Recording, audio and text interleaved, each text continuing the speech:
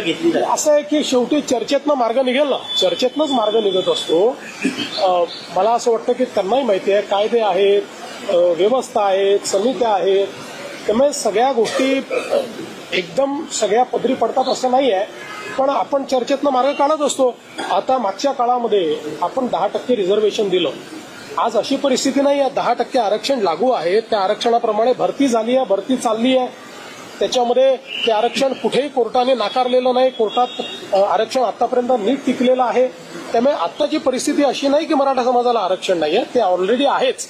मराठा समाजाचं आरक्षण टिकलेलं आहे. पण एक गोष्ट मात्र निश्चित आहे की वेगवेगळे पक्ष जे या संदर्भात सोयीची भूमिका घेत आहेत, त्या पक्षांना माझं आव्हान आहे की सोयीची भूमिका घेऊ नका.